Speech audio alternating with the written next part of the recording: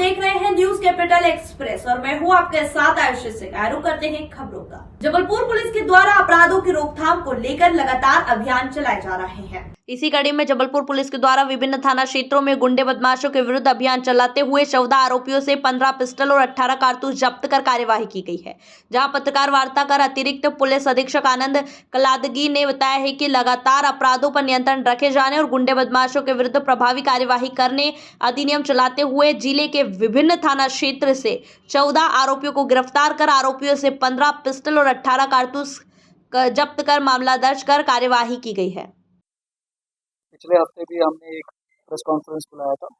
अभी इस हफ्ते में हमने फिर से फायर आर्म्स के खिलाफ एक लगातार कार्रवाई कर रहे हैं। उसी की बढ़ाते हुए हमने आरोपियों के खिलाफ हमने 15 फायर आर्म्स का जब्ती किया है और उसके साथ 18 कारतूस को हमने जब्त किया है। और इसमें टोटल हम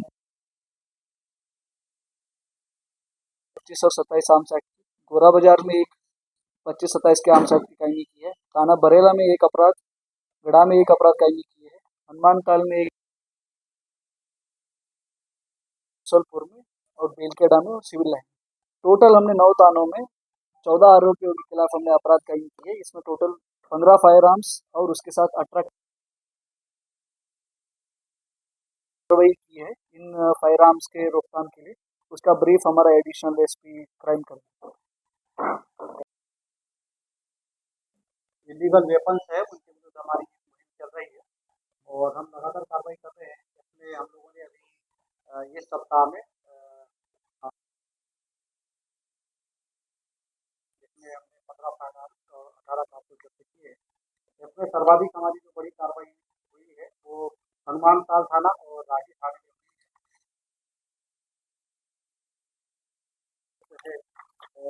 बाबा सोनकर इनके विरुद्ध हमने NSA का कार्रवाई किया है। और सेकेंड जो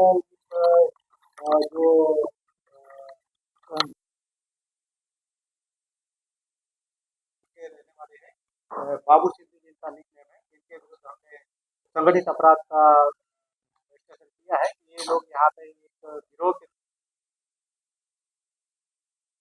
सप्लाई कर रहे हैं दूसरे लोगों को, जिसके कारण जो लोग लगातार अपराध करते जा रहे हैं, इसमें कई सारी घटनाएं घटित हुई है। तो ताकि हम अपराधों पे बिल्कुल स्ट्रिक्टली ब्रेक लगा सकें और ये हमारा जो मुहिम है लगातार चलता रहेगा पूरे जिले में। जिधर भी हमको किसी प्रकार से और भी इलीगल व्यवसाय में जुड़ा हुआ है तो उसके विरुद्ध हम त्वरित कार्रवाई करेंगे। इसके साथ ही जो इलीगल हमारे जो नार्कोटिक्स की चल रही है, इसलिए आगामी दिनों में हम इसके संबंध में अलग से आप लोगों को ये कहाँ से ये हम लोग लगातार जो इनके रिसोर्सेस है जहाँ से ये लोग ला रहे हैं उस पे जाकर के कार्रवाई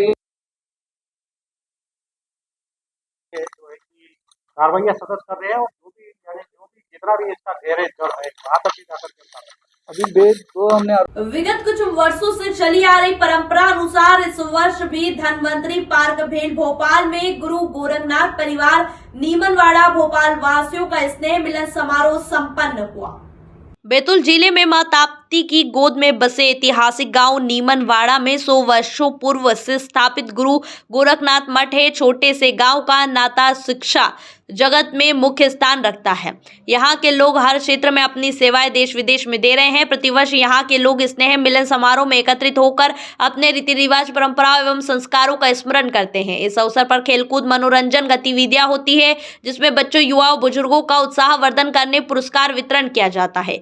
गाँव पर होने वाले रामनवमी, दीपावली, शिवरात्रि पर होने वाले विभिन्न कार्यों की चर्चा की जाती है। गाँव से पढ़ने वाले बच्चों के लिए सहयोग हेतु आवश्यक बिंदुओं पर चर्चा की जाती है। प्रतिवर्ष एक नई उमंग के साथ उत्साह से परिवार की आवश्यकताओं पर ध्यान देकर उन्हें पूर्ण करने का प्रयास किया जाता है। परिवार के वरिष्ठ श्री उदय रामजीत धोटे, श्री श्रावण जी धोटे, श्री दीनानाथ जी धोटे, अजाबराव जी चड़ोकर, डॉक्टर खुशराज जी धोटे, युवा सदस्य श्री गणेश जी धोटे, सतीश जी धोटे, बंटी धोटे, राज बोहरपी एवं राजेश पाटनकर। एक ऐतिहासिक गांव नीमनवाड़ा तहसील मुल्ताई से है और यहाँ पर करीब 35 परिवार हम लोग यहाँ पर रहते हैं और अलग अलग संस्थाओं में हम हमारी सेवाएं दे रहे हैं और शैक्षणिक संस्थाओं में भी यहाँ के बच्चे अध्ययनरत हैं। ये सब लोग मिलकर के हर साल जनवरी के महीने में एक बार सब लोग एकत्रित होते हैं, सब लोग साथ में रह करके सहभोज करते हैं और हमारे गांव के लिए, हमारे लोगों के लिए जो विकास की बात होती है उस पर विचार विमर्श करते हैं। इस बार हमने हमारे गांव के परिवार के साथ ही हमारी बहन बेटियां जो है, जो भोपाल में ही निवास करती है, उनको भी सपरिवार आमंत्रित किया है और इससे हम लोग अलग अलग किसी से मिलना जुलना नहीं हो पाता है। एक साथ मिलकर के एक साथ यहाँ पर अच्छा अवसर होता है, कुछ खेलकूद गतिविधियां, सांस्कृतिक गतिविधियां भी होती है। इस प्रकार से हमारे गांव में 100 साल से भी पुराना मंदिर है गोरखनाथ महाराज का। हम ये सारी उनकी कृपा मानते हैं और उनके आशीर्वाद से हम सब लोग यहाँ पर एकत्रित हैं। बहुत बड़ी बात है, आपने समाज का नाम न लिखा है, गुरु महाराज जी का नाम है, गुरु गोरखनाथ जी का नाम, का परिवार का सदस्य बना लिया। क्या वजह रही है, क्या करते हैं? इसकी वजह ये है कि हमारे गांव का जो नाम है नीमनवाड़ा, नीम के पेड़ से वो शुरुआत हुआ है और जिस नीम के पेड़ के वहां से शुरुआत हुई है वहीं पर गोरखनाथ महाराज का मंदिर हुआ है। हमारे परिवार के ही एक जो बुजुर्ग रहे हैं उनके ऊपर गोरखनाथ महाराज की विशेष कृपा हुई है और उसका परिणाम ये है कि हमारे गांव में बहुत सारे वरदान हैं। आसपास कई अतिवृष्टि होती है, ओलावृष्टि होती है, दूसरी बीमारी आती है, लेकिन हमारा गांव अक्सर उनकी कृपा से सुरक्षित रहता है। इसलिए हम उनको सदैव हमारे साथ में रखते हैं। कोई भी व्यक्ति जो हमारा यहाँ पर या विदेश में कहीं पर भी जाता है तो उनको स्मरण करता रहता है और उनको याद करता है। पहले तो शिव अवतारी के रूप में कहा जाता है, भगवान शिव के अवतार है साथ। बिल्कुल साक्षात शिव के अवतार है और खूब कृपा है उनकी। उसके बाद में दूसरी पीढ़ी के संत भी हुए हैं जिन्होंने नर्मदा नदी के किनारे गुवाड़िया आश्रम एक निर्मित किया है और नर्मदा जी के बीच धार में एक मंदिर बनाए। यदि कभी आप होशंगाबाद से आते जाते हैं तो पुराने ब्रिज से यदि आप होशंगाबाद से आते हैं तो उल्टे हाथ की तरफ और इधर भोपाल से होशंगाबाद जाते हो सीधे हाथ की तरफ बीच धारा में मंदिर बना हुआ है और उनको भी माँ नर्मदा की खूब कृपा थी, भगवान की बहुत कृपा थी। कहा जाता है गुरु गोरखनाथ जी अजर अमर है, उनका जन्म का इतिहास तो मिलता है लेकिन मरण का इतिहास नहीं मिलता, तो दलील में भी बिल्कुल उन्हीं का आशीर्वाद है जो हम सब लोग यहाँ पर एकत्रित है। इंदौर में एक मंदिर को शादी के लिए किराए से देने के बाद ने सूबे की सियासत में चर्चा का विषय बना दिया है। कांग्रेस ने बीजेपी पर वार करते हुए कहा कि धर्म के ठेकेदार अब मंदिरों को भी किराए से देने लगे हैं। बीजेपी के शासनकाल में मंदिर को शादी के लिए किराए से देना बहुत ही कलम परंपरा है। शादी के लिए किराए से देना और फिर वहां पर भोजन भी कराया गया। बीजेपी को इस पूरे मसले पर जवाब देना चाहिए कि इंदौर जैसी नगर में मंदिर को किराए पर किसके इशारे पर दिया गया। ओके। रामचरित मानस में गोस्वामी तुलसीदास जी ने कहा है, बेचहीं वेद धर्म दोहलेहीं। एक समय ऐसा आएगा जब लोग ज्ञान को बेचेंगे और धर्म को दोहने लगेंगे। आज भारत में वो समय आ गया। मैं एक ऐसे विषय की ओर आपका ध्यान आकर्षित करता हूँ कि उज्जैन के गोपाल मंदिर को अब शादियों के लिए किराए पर दिया जाने लगा है। अभी तक तो आपने ये सुना होगा कि दर्शन कराने के लिए लोग पैसे ले रहे हैं, पूजा कराने के लिए लोग पैसे ले रहे हैं, लाइन तोड़कर जल्दी उचित स्थान पर, धर्म स्थानों पर बैठाने के लोग पैसे दे रहे हैं और ऑन रिकॉर्ड टिकट लेकर भी लोग दर्शन करा रहे हैं मंदिरों में। यहाँ तक तो लोगों ने स्वीकार कर लिया कि बहुत बड़ी भीड़ जाती है, इसीलिए किसी सिस्टम को बनाना जरूरी है। लेकिन अब तो हद हो गई कि मंदिरों को शादी ब्याह पर किराए पर दिया जाने लगा। ऐतिहासिक मंदिर श्रद्धा जिसके प्रति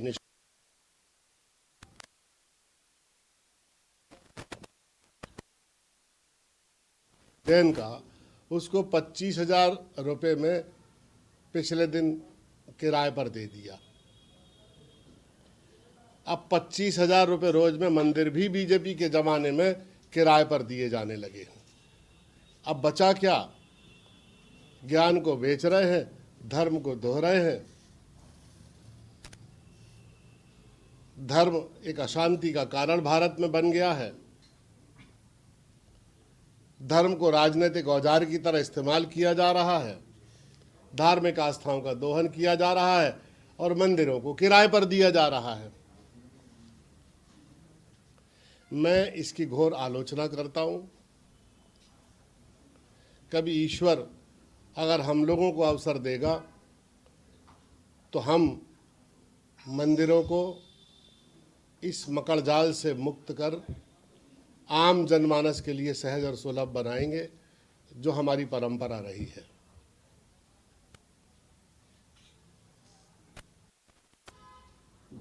अब ये ऐसे ही शराबबंदी होगी जैसे गुजरात में है। गुजरात में एक बहुत बड़ा माफिया 10,000 करोड़ का बिजनेस कर रहा है एक वर्ष में, जो पूरा भारतीय जनता पार्टी से जुड़ा हुआ है, और इसकी पूरी की पूरी फंडिंग नेताओं को, राजनीतिक दलों को होती है। रात में 2 बजे कोई गुजरात में किसी भी शहर में, किसी भी गांव में 2 बजे कोई शराब मांगे तो 1 मिनट में उपलब्ध है। ऐसा लगता है यहीं कोई बोतल लेके आसपास छुपा रहा है और मांगने पर प्रकट हो गया है। ये पूरा का पूरा समानांतर सप्लाई सिस्टम एक राजनीतिक संरक्षण के कारण है, और राजनीतिक संरक्षण उनका है जो सत्ताधारी दल के लोग हैं, और उन्हीं पर अधिकारियों का दबाव है कि इस पैरेलल सिस्टम को चलने दिया जाए, जिसमें अधिकारी भी शामिल हो गए, नेता भी शामिल हो गए, और दोनों का एक बहुत बड़ा नेक्सस है। मैं एक उदाहरण बताऊं कि झाबुआ के बॉर्डर पर एक गांव है, मुझे उसका नाम याद नहीं आ रहा। उस गांव की कुल आबादी 300 साढ़े 300 है, और वहां का ठेका 10 करोड़ में गया है, शराब का ठेका। इसको क्या समझा जाए? अगर एक आदमी के हिस्से में अगर 10 करोड़ को विभाजित कर दिया जाए तो एक आदमी 500 बोतल शराब पीता है उस गांव का रोज। 500 बोतल शराब एक आदमी रोज कैसे पी सकता है? जरा बताओ आप, लगाओ गणित आप। 10 करोड़ की शराब का 350 लोगों में विभाजन करो आप उस पैसों का, तो 500 बोतल शराब रोज पीता है गांव का एक आदमी। वो आदमी नहीं शराब पीता, वो उस गांव के बॉर्डर से पूरी की पूरी मध्य प्रदेश से शराब गुजरात के बॉर्डर पे जाती है, और इसलिए उस गांव का ठेका महंगा बिकता है, क्योंकि तस्करी में गुणात्मक लाभ होता है उस ठेकेदार को जो वहां दुकान खोलता है। जबलपुर के माड़ोताल थाना अंतर्गत ओरेया मंडी के पास झोले में शराब रखकर बेचने की फिराक में खड़े एक युवक को पुलिस ने गिरफ्तार किया।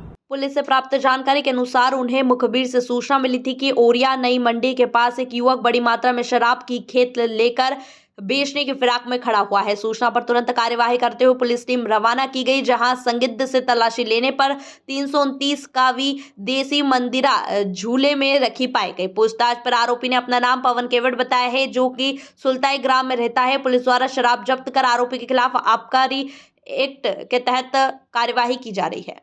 जबलपुर के नेताजी सुभाष चंद्र बोस मेडिकल कॉलेज में पदस्थ बाउंसरों का नया कारनामा सामने आता है, जहां कभी मरीजों के परिजनों से अभद्रता करना हो या मारपीट। एक बार फिर मेडिकल में पदस्थ बाउंसरों ने ऐसे ही एक युवक की जमकर पिटाई कर दी। जहां कभी मरीजों के परिजनों से अभद्रता करना हो या मारपीट, एक बार फिर मेडिकल में पदस्थ बाउंसरों ने ऐसे युवक की जमकर पिटाई कर दी, जो मेडिकल कॉलेज में भर्ती मरीजों और जरूरतमंदों को भोजन बांट रहा था। इस दौरान वहां मौजूद बाउंसरों ने युवक को अपशब्द कहते हुए वहां से जाने को कहा। वहीं जब युवक ऋतिक वाल्मीकि ने अपशब्द कहने से मना किया तो बाउंसर संदीप गोस्वामी और अन्य बाउंसरों ने मारपीट कर घायल कर दिया। जहां पीड़ित युवक के द्वारा अपने साथ हुई मारपीट की रिपोर्ट गढ़ा थाने में दर्ज करवाई गई है। वहीं पुलिस ने मामले को विवेचना में लिया है।